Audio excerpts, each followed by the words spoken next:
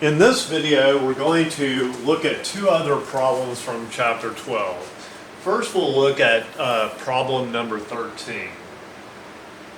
Okay, so problem 13 is a independent groups test. We've got two groups of students, right? So one group that studies continuously and one group that studies at intervals. All right, so what we're looking at then is difference between two means, and as we've seen in other examples, the null hypothesis is that the two groups are the same, basically. So if you were to subtract their means, you would get 0. The alternate is, well, one of these groups is better. And the way this one is designed, it's clear that it's a two-tailed test. We don't really know if it's going to be the continuous students or the interval students that are going to be doing better. Okay, so how do we solve it? Well, some data is provided, and that question says something like the first group and the second group. I interpreted it as the first group were the continuous people. You can read it and see if you agree with me. All right, so we have a mean, a sample mean of 75, and a sample variance of 120. Okay. So there's a summary of the data there. And then we are going to calculate a t-statistic the same way we usually do. So statistic minus hypothesized value over the standard error. All right. So we're going to subtract the two means and divide by the square root of the sum of the variances divided by n. Remember, this is also equivalent to 2 times the mean squares error over n. All right. Degrees of freedom this time. Again, we're working with these two variances, so we lose 2 degrees of freedom. There's 12 students in each group, so that's a total of 24 students, but we lose the 2 degrees of freedom, giving us 22. All right, when you calculate the t-statistic, that's the number you get, 2.569. You would take that number, put it in the t-distribution calculator for 22 degrees of freedom, and you should get a probability of 0.018. Okay? How do you report this information? So remember, when you take a test in this class, you cannot just do this. You have to write something that makes sense. So now you go back to the data and you look to say, okay, which one of these has the higher mean?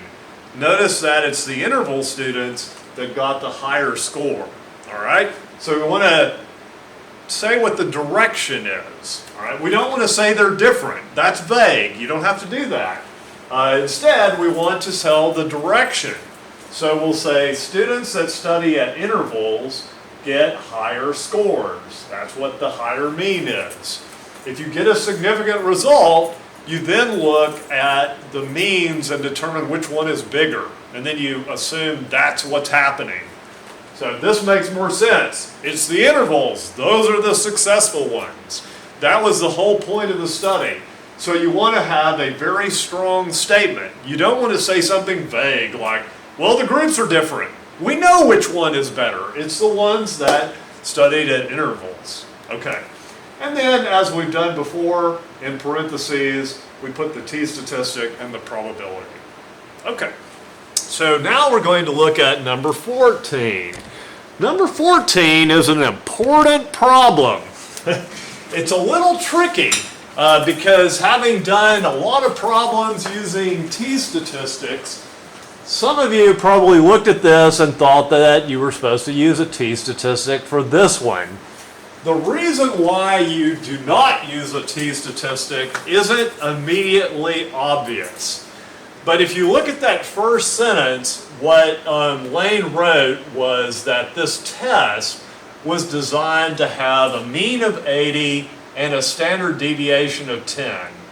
That is a parameter because it's designed that way. Now, it might be better to say that it's a parameter in the actual question. I don't think I would phrase something like that and expect people to assume it's a parameter. I'd be a little more direct about it. At any rate, it's a parameter.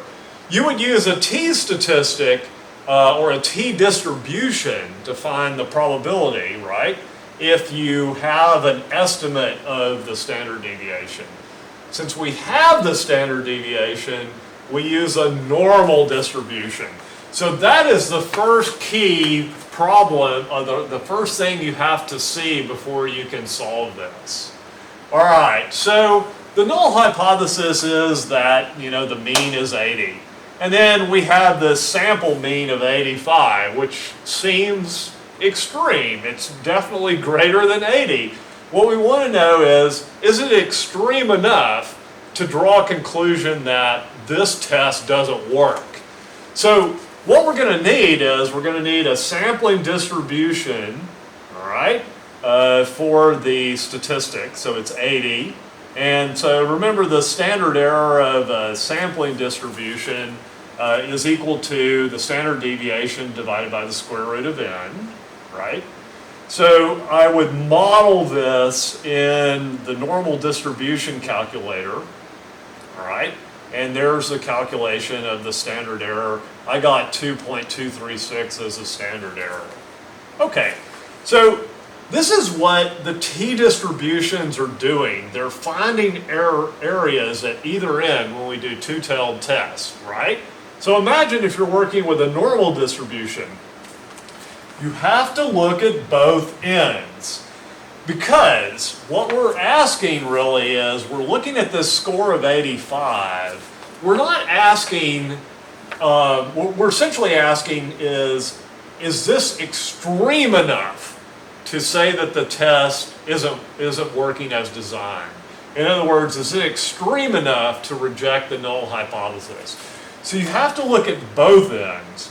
So if this is, since the normal distribution is symmetrical, what we need is, we need the area of 85 or greater, but we have to look at the other end and find the area of 75 or less for a two-tailed test, because that's what we're doing. Now, if it was just a one-tailed test, then we would only look at one end. But it's a two-tailed test because what we're asking is the test working? In other words, is 85 or a score of 85 so extreme that we would reject it? So we have to look at both extremes, basically. That's a little confusing, and it may take you a while to wrap your head around it, but when we do these t-statistic calculations, the t-calculator is doing the same thing. You just don't get a graph. That graph we can model, and I'll go over to the computer to show you how to do it in a minute. I think you already should know how. At any rate, what you're going to do when you model this, and you essentially have to find the areas at both ends by clicking the outside button, you're going to get a probability of 0.025. That is less than 5%, so that is a significant result. What we would say then is the test does not work as designed. Very direct. Notice we're not beating around the bush.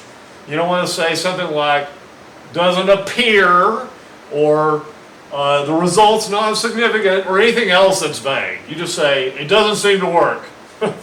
And put the probability in parentheses. We didn't actually calculate a statistic for this one. If you needed a statistic, you would have to get a z-score. Remember, we did something like that because those are equivalent to a t-score. But we're just going to omit that and just put the probability. Okay, so now I'm going to go over to the computer and show you where I got that probability. All right, so I'm going to have to readjust my tripod here, if you'll bear with me.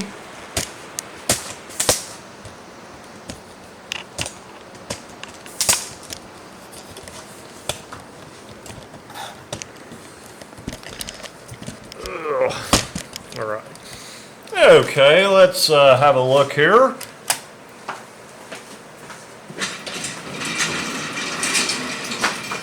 All right, so this is how I modeled the distribution.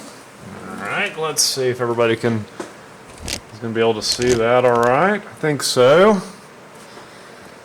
Okay, so here we have a normal distribution with the mean of 80.